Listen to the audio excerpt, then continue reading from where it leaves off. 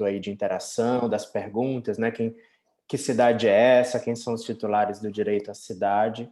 Que é um esquenta da abertura desse módulo, que começa com Nelson Saule, né? Eu já tinha falado dele, é professor da PUC, um dos fundadores do Instituto Polis, também um dos fundadores do Fórum Nacional de Reforma Urbana, coordenador da Plataforma Global pelo Direito à Cidade. O Nelson é muitas coisas ao mesmo tempo, né? Não é à toa que ele estava aqui dizendo que já está na terceira jornada hoje. Ele é bastante convocado, né? Nos temas do direito à cidade. Então, é um prazer tê-lo aqui, né, para discutir com a gente. Nelson, a palavra é sua, em torno de 35, 40 minutos, né, para a sua apresentação. Se você quiser, eu posso compartilhar o seu PowerPoint direto da minha tela ou você compartilha aí, como preferir. Não, até eu acho que eu não vou... o PowerPoint acho que é mais para eles terem, né? Depois a aula... Depois, então, eu posso enviar para a turma aquele material. Não vou seguir ele Tá, legal. necessariamente. A palavra é tua. Bem... Bom, boa noite agora, né? Quero dizer que é um prazer estar aqui, né, participando do curso, que é organizado pelo Fórum Reforma Urbana, como ele falou, né? Já estou desde aí do início, né, da formação do Fórum da Reforma Urbana, e então vai ser muito bom estar hoje aqui com vocês. Bom, eu até acompanhei um pouco, né, a discussão num grupo, achei bem interessante a conversa que estava tendo, né, sobre as questões aí sobre o direito à cidade. Bom, eu vou fazer uma abordagem em dois âmbitos, né, buscando aqui contribuir um pouco para compreensão, né, reflexão e até sobre o direito à cidade aqui no Brasil, né, principalmente considerando essa trajetória de luta do próprio movimento do Fórum Reforma Urbana, né, e também nos últimos também é como esse próprio movimento aqui no Brasil contribui, né, e tem contribuído também para uma perspectiva de um reconhecimento, de uma internacionalização do direito à cidade, e como isso também se conecta, né, com essas agendas globais, tanto a Agenda 2030, né, que vocês têm trabalhado aqui no curso, e também a nova agenda urbana, que eu vou falar um pouco mais adiante, né? Bom, com relação ao que a gente pode estar contribuindo aqui sobre o entendimento, né, do direito à cidade, eu não vou fazer aqui uma leitura, né, só no aspecto mais legal, institucional, mas pensando no próprio processo político da construção dessa visão que nós temos. E, para isso, nós temos que fazer uma linha temporal, né, e voltar para a elaboração da Constituição Brasileira de 88, né, que foi um momento em que estávamos vivendo, né, um processo de redemocratização do país, que muitos de vocês, né, vivenciaram isso, tem bastante já, né, essa história, e a forma como se estabeleceu nesse processo de redemocratização, né, o pacto político para reorganização do Estado brasileiro nas várias dimensões, né, foi justamente o processo da elaboração da Constituição de 88, que foi a Constituinte. E, considerando o processo de redemocratização, havia muito forte, né, claro, um movimento pela democracia no país e um movimento muito forte pela questão, né, dos direitos humanos, né, ser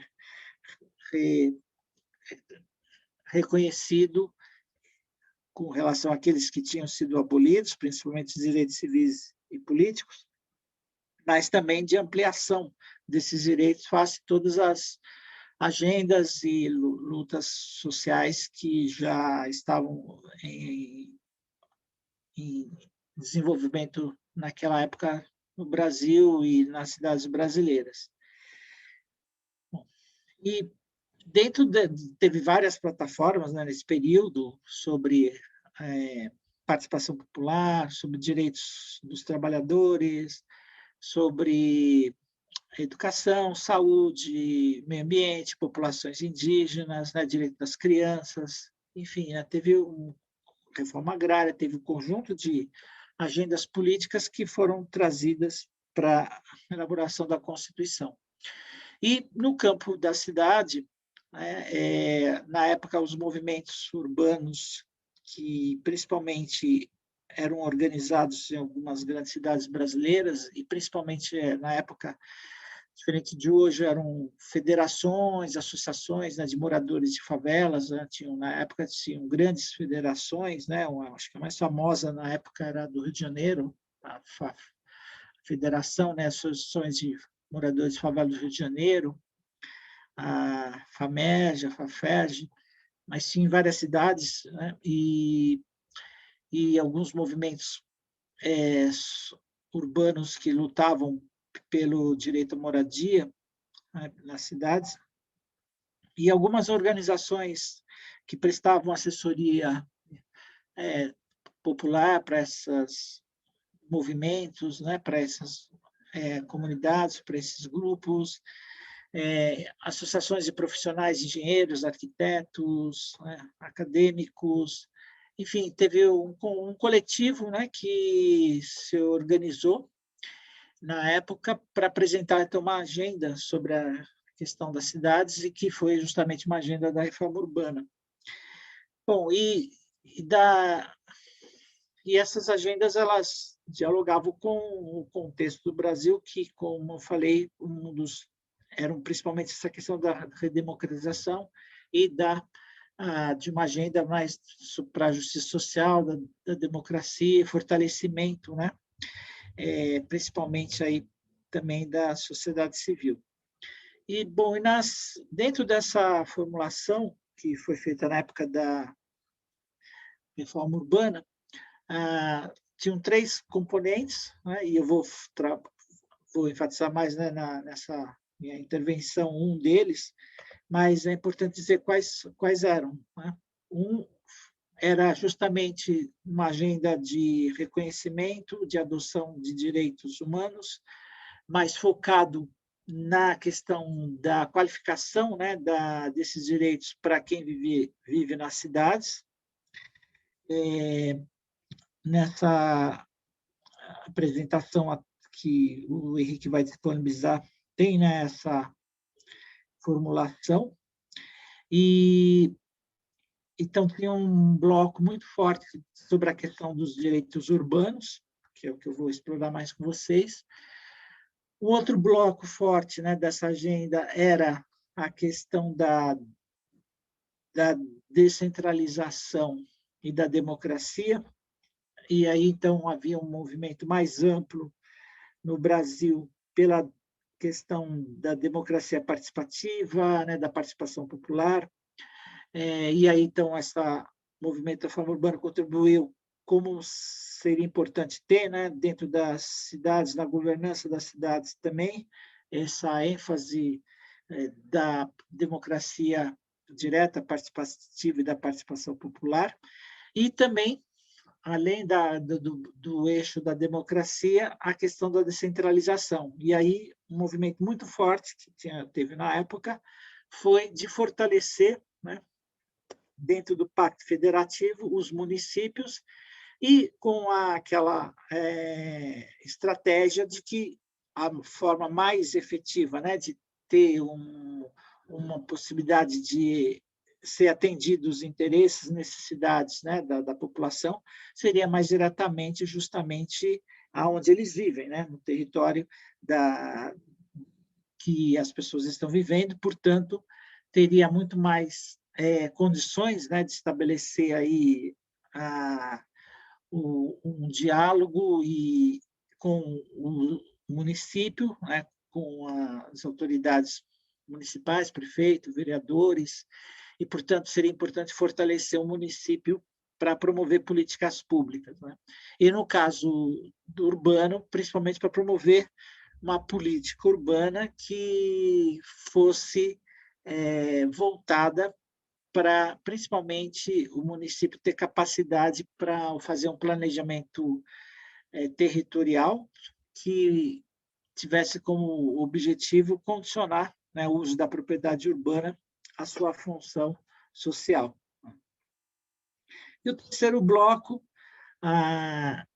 que também houve nesse momento, era, sobretudo, o legado fundiário que nós temos no Brasil, né, desde o período colonial, com a questão, né, da distribuição e a forma de uso e apropriação da terra no Brasil, né, que sempre foi de exclusão, de segregação, né, principalmente com relação às populações que nem eram reconhecidas como pessoas, né? Caso do período da escravidão, né? A população negra e também a população indígena, e como foi feita a apropriação, né, das terras no Brasil, até pela legitimação do Estado, principalmente através da Lei de Terras de 1850, foi se legitimando aí, né, as terras que foram ocupadas aí nesses sistemas de exclusão e de segregação existentes, né, desde o período colonial, e, e também isso foi gerando o mesmo modelo quando foi se desenvolver das cidades, e aí, né, como vocês sabem bem, a maioria, grande parte da população nas cidades brasileiras vivem, de fato, na condição de terem uma posse social da moradia. Essa é a realidade de grande parte da população que vive, né, nas nossas cidades. Então, havia uma agenda muito forte também sobre a questão fundiária para reconhecer, né, essa situação, essa realidade fática que uma parte da população moradora aí das periferias, das favelas, dos assentamentos informais, né, tivesse seus direitos reconhecidos dessa posse social e da sua moradia, né? Então, tinha bem claro esses três blocos. Bom, e dentro desse bloco dos direitos urbanos, então, se estabeleceu uma compreensão, né, desse direito urbano, que eu acho que é interessante, né, para a gente dialogar e também entender melhor o significado, né, desse direito relacionado a ser um direito que fosse voltado a reconhecer o direito a uma condição de vida urbana digna, né? Dialogando muito claramente com os direitos humanos, né, com relação ao fundamento dos direitos humanos, que é a dignidade da pessoa humana. Então, se trazia, né, essa compreensão, vamos assim, fundamental, de valor, né, dos direitos humanos, para uma perspectiva do que seria esses direitos urbanos, que seria essa qualificação de uma vida urbana digna.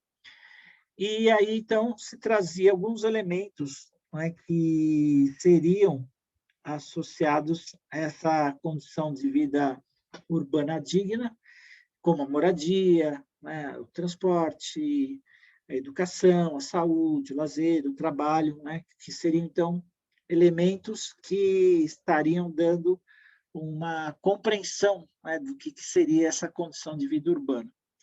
Essa era, de certa maneira, a concepção, né, que foi trazida nessa proposta da reforma urbana.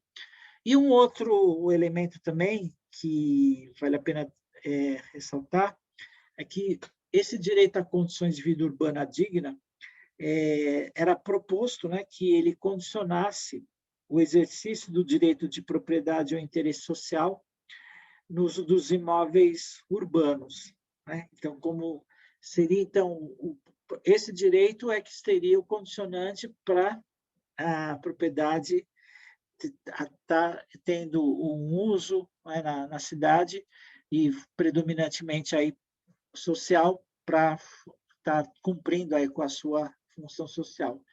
E trazer um princípio, né, que vocês conhecem, né, que é do direito, que é o chamado estado de necessidade, que é muito voltado para situações, né, mais da área do direito penal, das questões criminais, que quando tem uma disputa de conflitos, tem o caso clássico, né, quando tem um naufrágio, então as pessoas disputam um bote para salvar sua vida, e isso não configura, então, que as duas estão ali, né, disputando a vida, cada um, por causa desse estado de necessidade. E isso seria um princípio bem importante, se tivesse sido adotado, né, para solucionar e para ser o parâmetro aí de todos os conflitos fundiários urbanos que nós temos, né, e principalmente ainda nesse período de pandemia, como vocês sabem, tem uma campanha aí, Despejo Zero, nesse período, e está sendo votado, né, alguns projetos para suspensão dos despejos nesse período da pandemia. Então, essa era a visão que, bem, né, avançada na época, usada, que foi trazida para o período da Constituição brasileira, né? E também é importante dizer que, dentro da Constituição, né, teve dois direitos mais coletivos que foram reconhecidos, que foi o direito ao meio ambiente e os direitos culturais, que aí podem estar sendo principalmente voltados a proteger, né, a cultura, a memória, a identidade das populações indígenas, populações tradicionais, as populações quilombolas, e pode ser bem explorado também na proteção, né, da memória, identidade e cultura nas nossas cidades. E o direito ao meio ambiente, né, que já é, né, um direito com essa dimensão coletiva. E foi adotado um princípio na Constituição das funções sociais da cidade, né, que é um princípio inovador, né? A gente fala muito do princípio da função social da propriedade, mas foi adotado um princípio das funções sociais da cidade que ainda precisa ser bem explorado por nós, né? Alguns municípios buscaram tratar o que é essa função social da cidade nos seus planos diretor, né? Mas ainda nós temos muito que desenvolver e explorar, né? E sermos mais ousados para compreendermos, né, o que são essas funções sociais em nossas cidades como um princípio fundamental, né, da política urbana, e até para pensar na questão do desenvolvimento sustentável baseado nos ODS. Então, esses são alguns elementos que me parece que são importantes, né, a gente tem em conta para pensar, né, hoje o que nós podemos ter como compreensão de direito à cidade, porque isso que eu mencionei, dessa proposta da emenda da reforma urbana, foi no período da Constituinte, né? Quer dizer, e alguns elementos, né, depois que eram componentes desse direito à cidade, passaram a serem considerados gradativamente como alguns direitos fundamentais, como a moradia, né, por exemplo, que a partir de 2000 passou a ser considerado um direito fundamental. O direito ao transporte é um direito também que agora está colocado, né, como um direito fundamental, né? Enfim, alguns direitos assim essenciais que estavam como componentes, né, daquela visão dos direitos urbanos, depois foram sendo alguns conquistados e serem inseridos na própria Constituição como direitos fundamentais. E aonde que a gente vai ter, né, como principal parâmetro aqui no Brasil para uma compreensão do direito à cidade?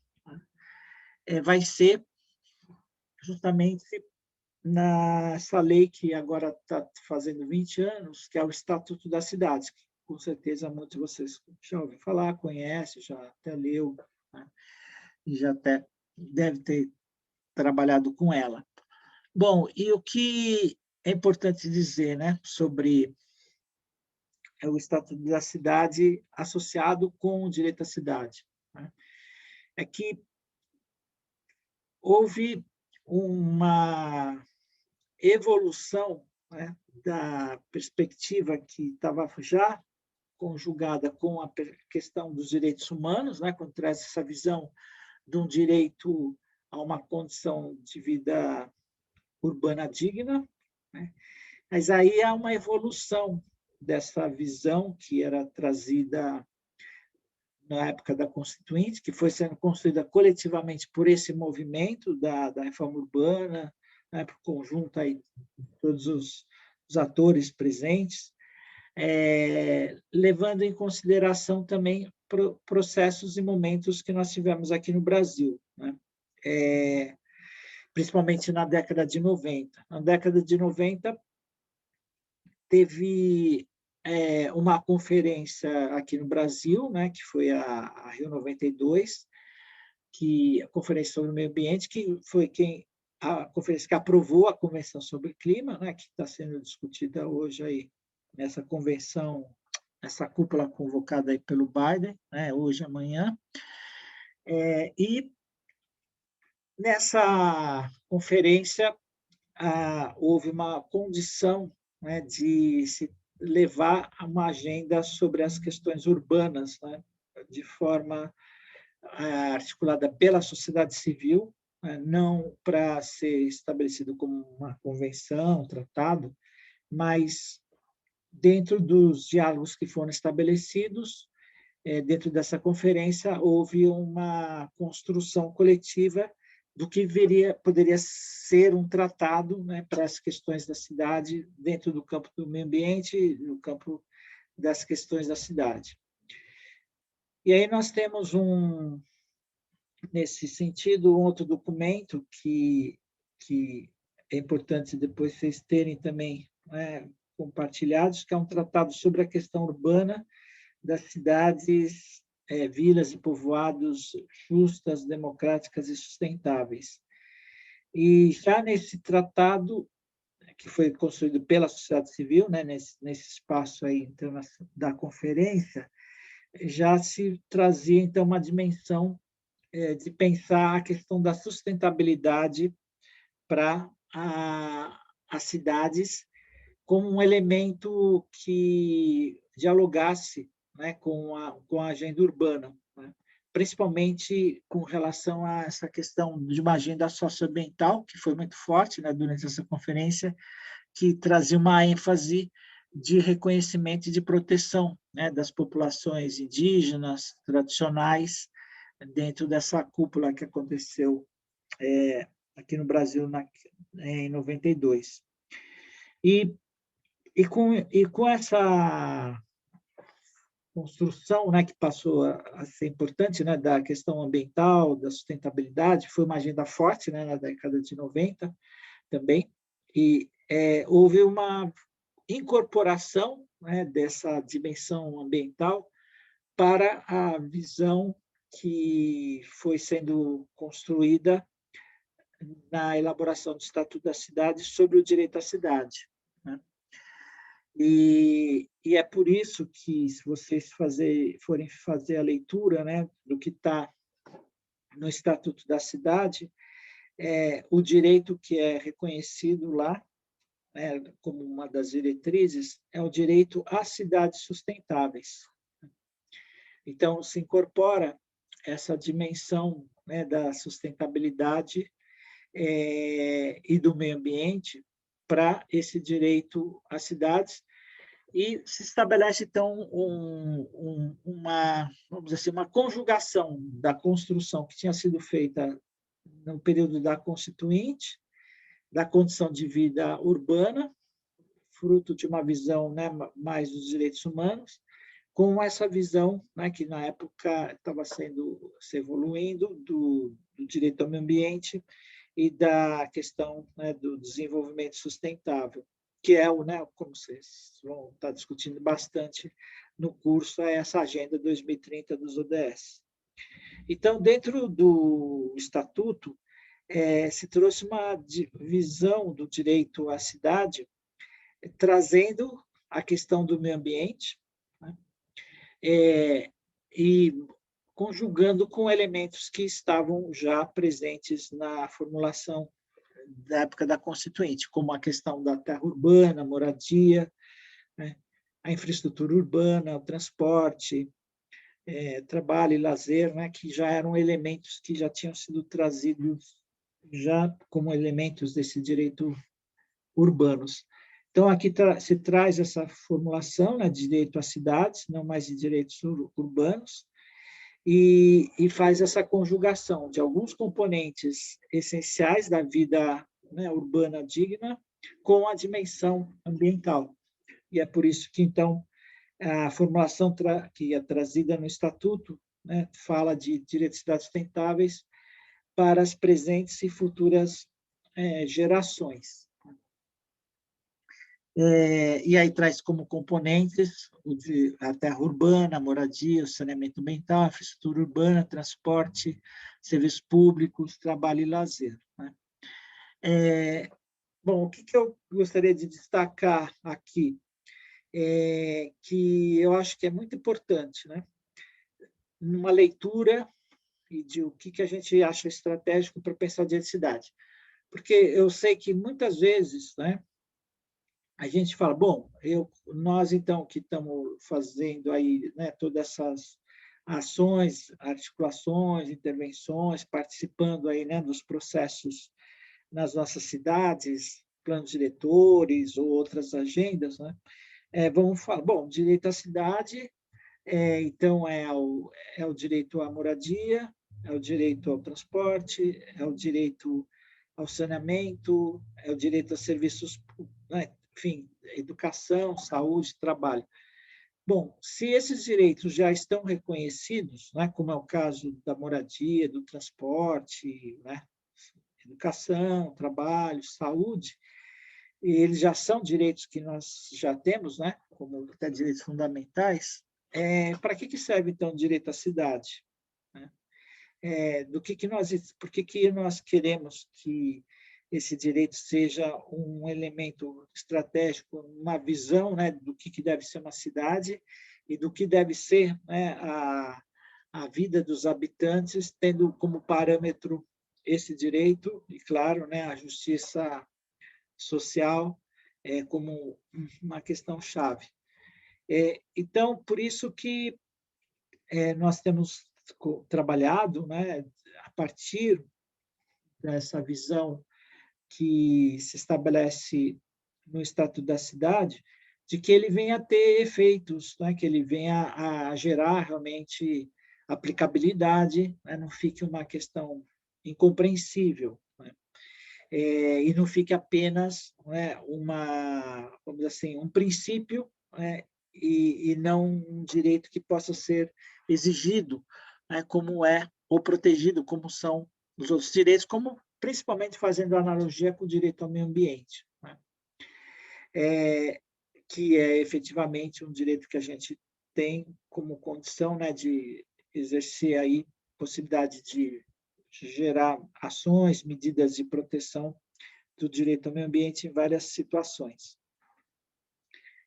Então, essa é uma questão, né? Por isso que acho que as perguntas aí que vocês discutiram foram nessa linha, né? De tentar buscar também compreender melhor o que são esses elementos que precisam ser melhor desenvolvidos e compreendidos dentro desse direito à cidade aqui no Brasil, né?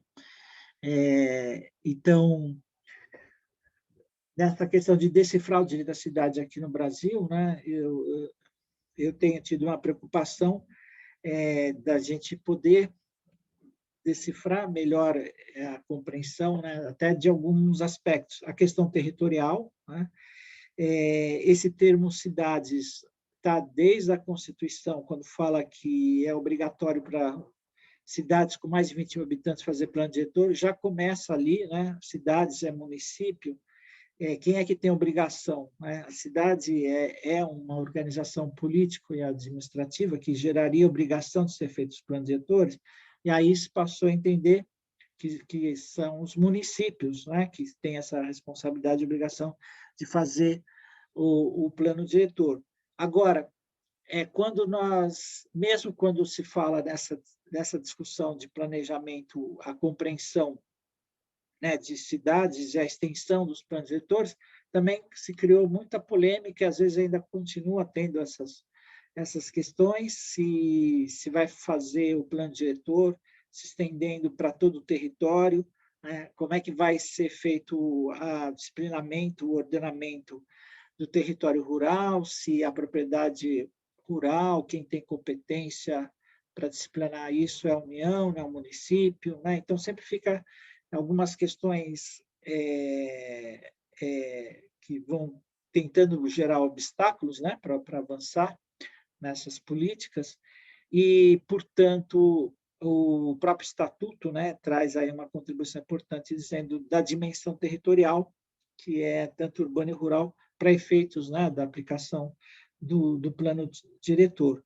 Mas, de qualquer maneira, para a questão do direito à cidade, né, é importante termos claro, né, de que cidades nós estamos falando, né, considerando as tipologias das nossas cidades, o tamanho da cidade populacional, e essa organização político-administrativa, né, que, claro, que a tendência toda nossa é de entender que esse direito à cidade ele é aplicável para o território do município e, por isso, então, isso condiciona a possibilidade de ele ser exigido, né, de ser protegido. E eu acho que é correto, né, a gente trabalhar nessa perspectiva. Mas tem algumas complexidades que a gente tem que considerar, principalmente nas regiões metropolitanas, né, que muitas vezes algum dos elementos essenciais que compõem esse direito, né, necessariamente não estão sendo atendidos no município ou em que as pessoas estão vivendo ou onde as pessoas estão trabalhando, né? Porque há claramente aí uma situação, muitas vezes, dessa mobilidade das pessoas, quanto ao local que elas realmente estão vivendo ou trabalhando, né?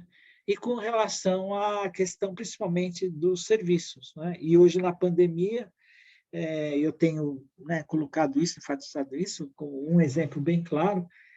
Como vocês sabem, muitas pessoas, famílias, né, de alguns municípios estão, né, sendo, de fato, atendidos em outros municípios, outras cidades, porque daquela cidade ou o serviço está saturado, ou ele não consegue atender a demanda, ou já não estava estruturado, né, para poder atender a todas as pessoas que estão sendo vítimas, né, dessa pandemia.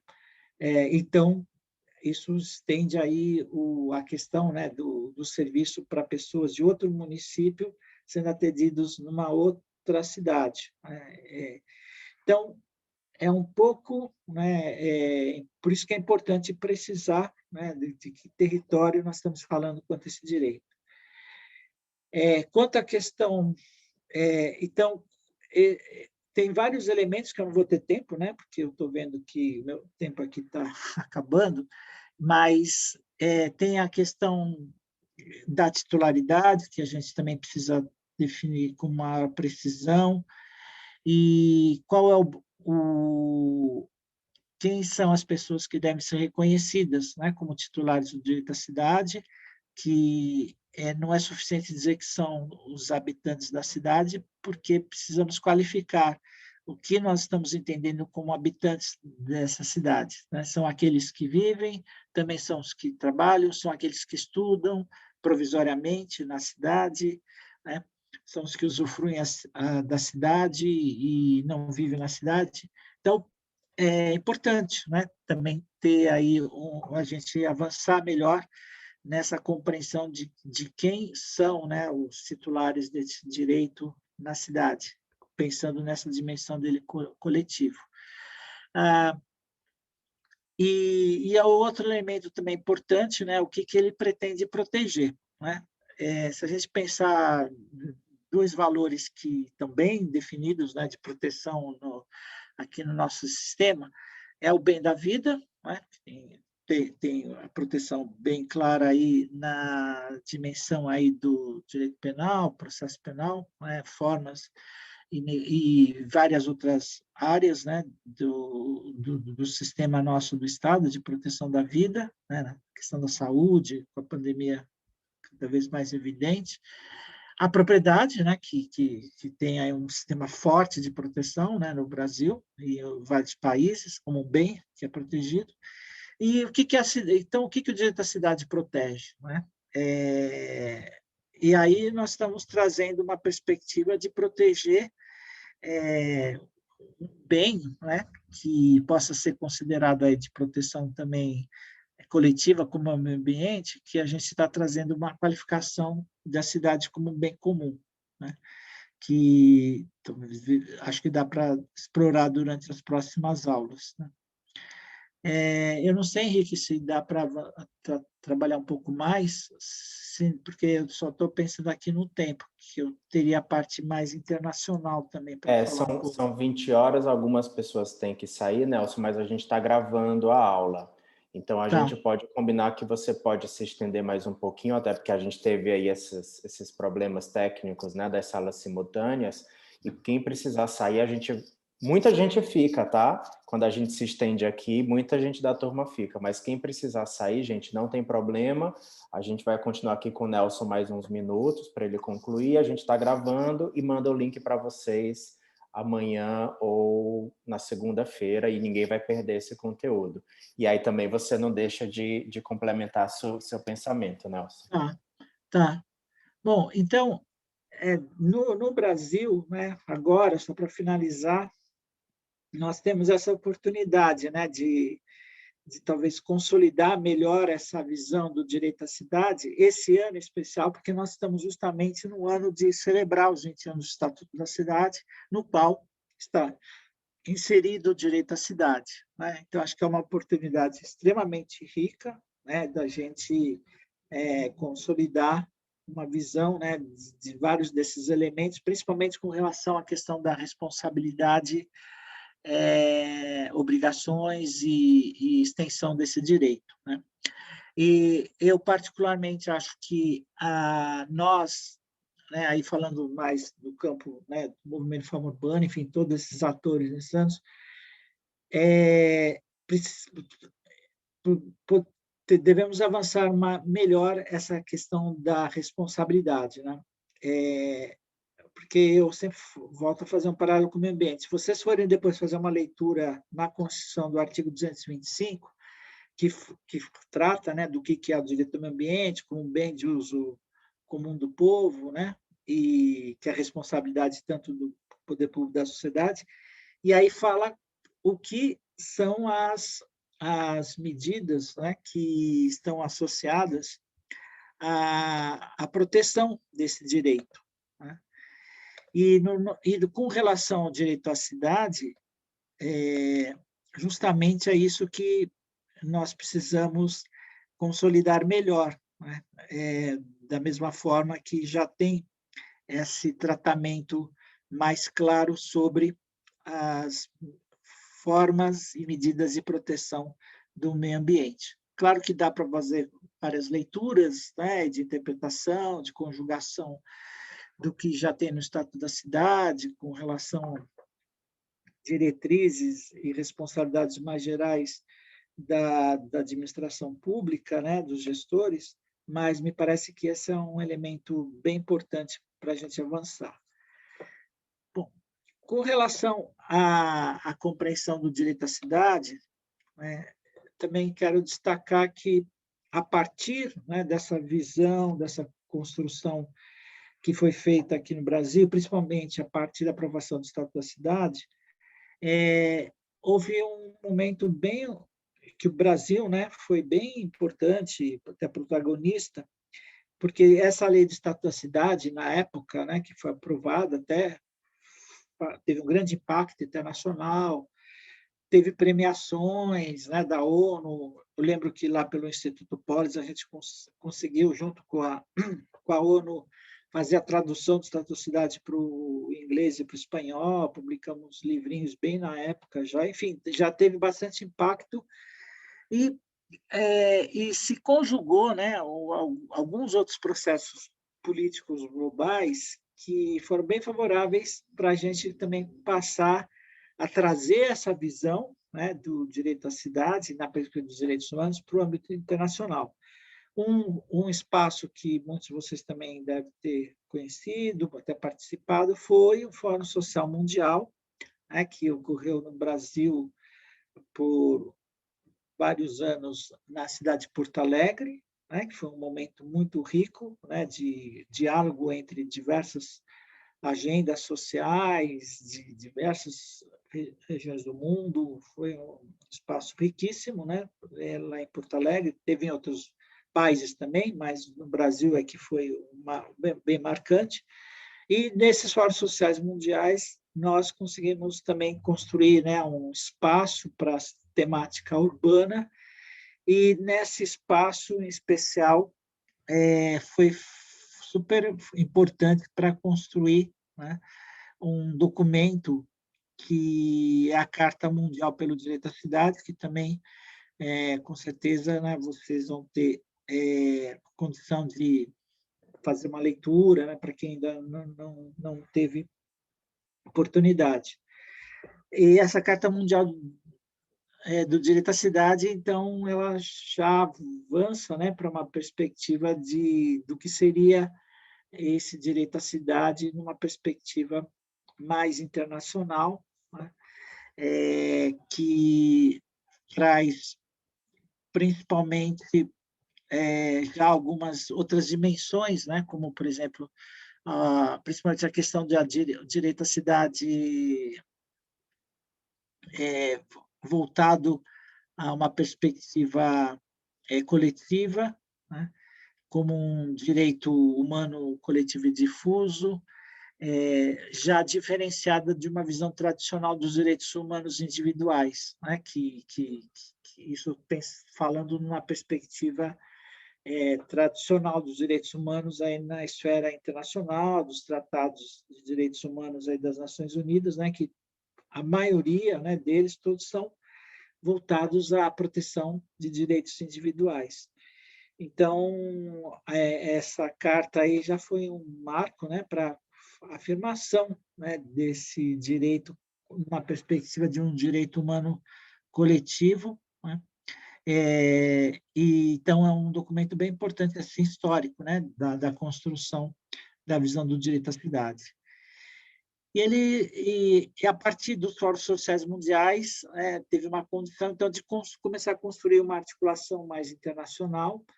No âmbito das Nações Unidas, passou a ter fóruns globais urbanos, né, mundiais, e um deles foi no Rio de Janeiro, em 2010.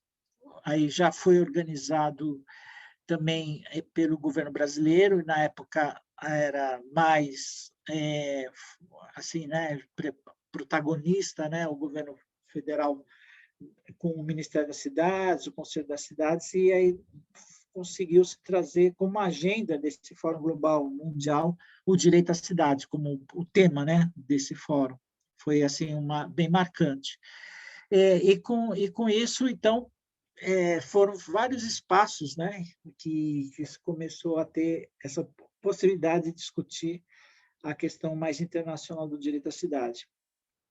E a partir de 2014 aqui nós construímos então essa plataforma global pelo direito à cidade, buscando, né, construir então uma visão mais qualificada do direito à cidade, uma agenda, né, mais global pelo direito à cidade,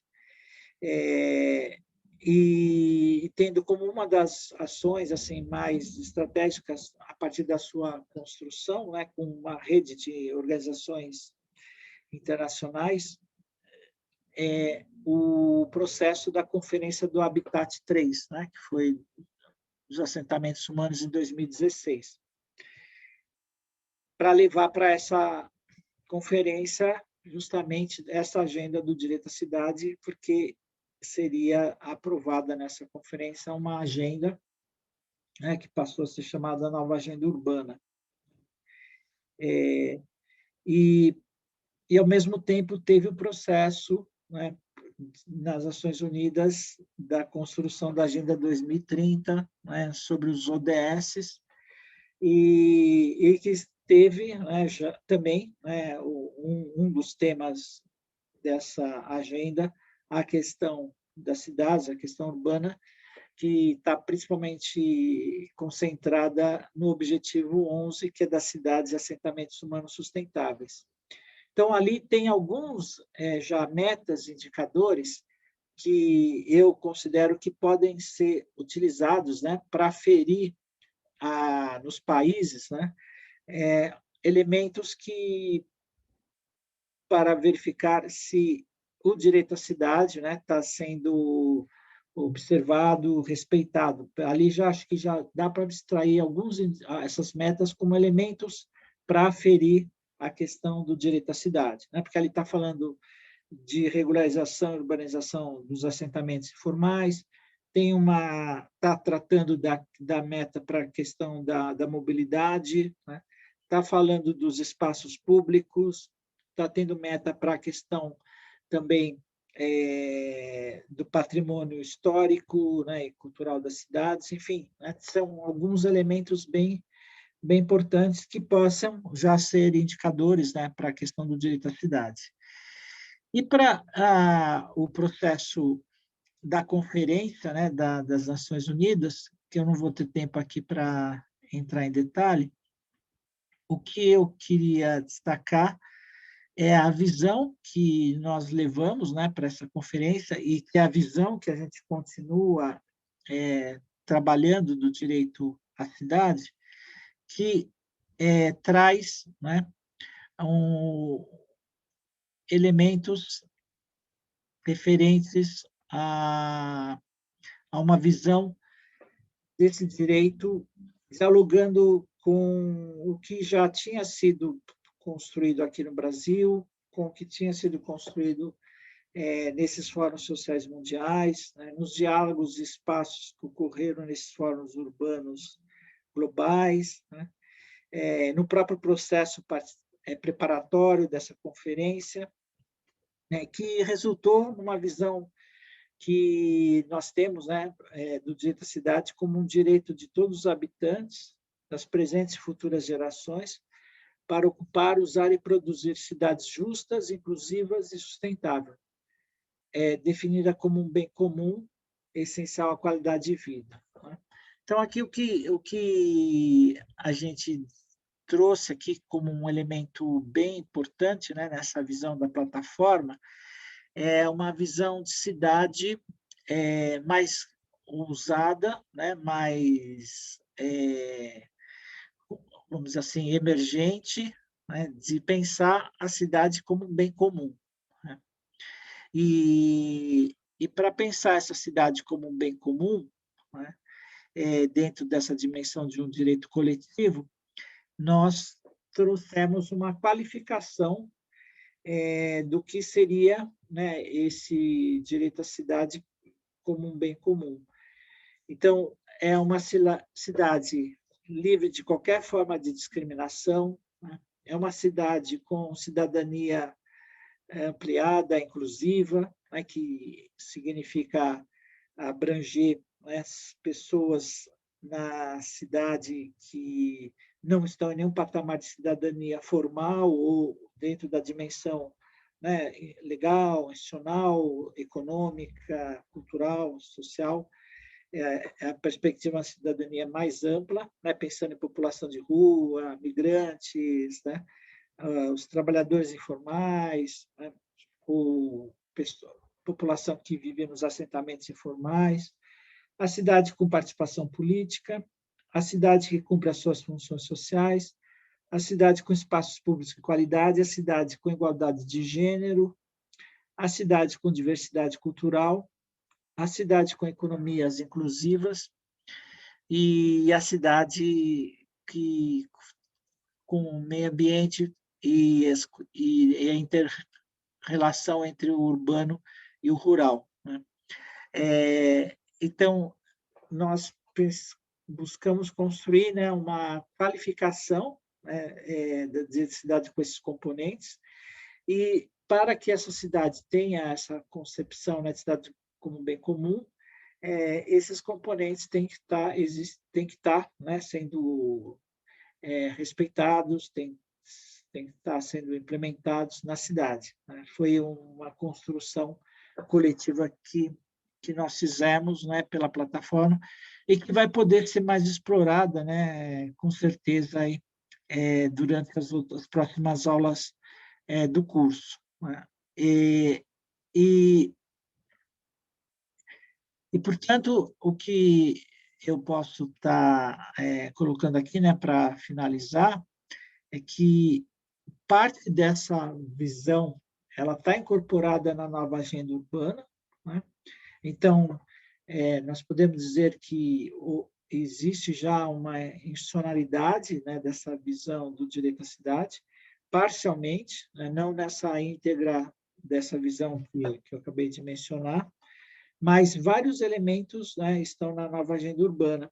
Então, o que eu queria, né, ressaltar é que, partindo da visão do direito à cidade que nós temos no Brasil, né, e que eu tentei buscar aqui trazer alguns elementos, e esses compromissos que estão na nova agenda urbana, eles precisam ser considerados quando vocês forem trabalhar os objetivos do desenvolvimento sustentável, né? Quer dizer, eu, eu acho que o ideal é pensar, ok, no ODS está lá a cidade sustentável, tem alguns elementos que estão integrando a visão, né, que nós temos do direito à cidade, mas me parece muito importante vocês conjugarem, né, essas metas com os compromissos que estão na nova agenda urbana sobre o direito à cidade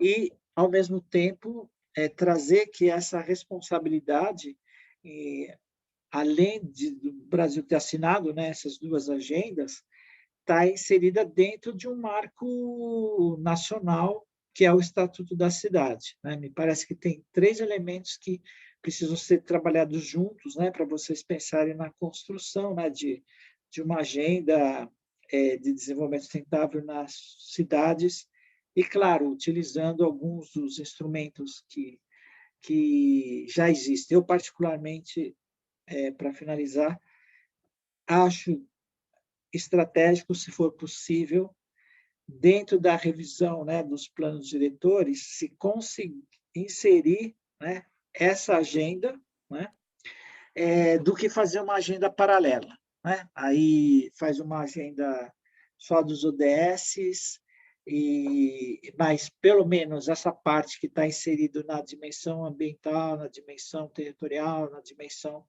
das cidades sustentáveis, eu acho que é fundamental pensar em trabalhar, né, com os instrumentos que nós já temos, né, numa perspectiva de potencializar, né, as ferramentas já existentes para efetivar a implementação, né, desses objetivos nas cidades, né, que é o que eu entendo que vai ser o foco aí do trabalho de vocês. Bom, acho que é um pouco isso que eu queria trazer, né, e infelizmente, acho que o tempo estourou, né, do curso, mas Obrigado, faz Nelson. parte da Da nossa luta, dinâmica. da dinâmica. Obrigado, Nelson. Passamos aqui alguns minutos, mas eu acho que foi super importante. Aqui no chat as pessoas estão agradecendo bastante pela tua contribuição, tanto em termos da retrospectiva histórica, mas eu acho que toda essa costura que você fez, né? Não é simplesmente contar a história, é mostrar que as coisas têm um sentido, né? E a gente chega hoje com essas várias agendas, vários planos, vários instrumentos, parece que é cada um para o lado, né? Como você bem colocou, não. temos que ter uma leitura sistemática a partir de direitos humanos, democracia, direito à cidade, bem comum, bem viver, que é o que o direito à cidade defende, né? Então, interpretar o Estatuto da Cidade, interpretar o Plano Diretor, interpretar a Agenda 2030 da ONU com esses óculos, né? Que são os óculos do que a gente acumulou e foi construindo nesses anos todos. Então, muito legal, muito obrigado, Nelson. A gente vai continuar esse módulo. Hoje foi a abertura, né? Apenas do módulo. Nós vamos ter mais encontros. Então, teve perguntas aqui sobre instrumentos do Estatuto da Cidade. Não se preocupem, pessoal. Eu e a Sofia, a gente foi aqui colocando no arquivo, porque nas próximas aulas que a gente vai tratar gestão democrática da cidade, a gente vai tratar funções sociais da cidade, da propriedade. Teve perguntas sobre posse, propriedade, a gente vai voltar sobre essas questões. Vamos voltar à questão da cidade democrática, inclusiva e sem discriminação, tudo isso ainda dentro desse módulo. Se o Nelson tiver a oportunidade de retornar em outras aulas, a gente coloca ele aqui também nas mesas, junto com educadoras e educadoras dos dias, né? Para ele também continuar essa conversa conosco, está sempre muito super bem-vindo e convidado. Mas, nesse momento, né, ele próprio também está cansado, coitado. E aí, eu queria, além de agradecer ao Nelson, também pedir uma salva de palmas para a Sofia, porque eu peguei ela no contrapé hoje, né? Então, muito obrigado, Sofia, aí pelo esforço com a plataforma virtual, né? Deu uma canseira na gente, suamos frio hoje.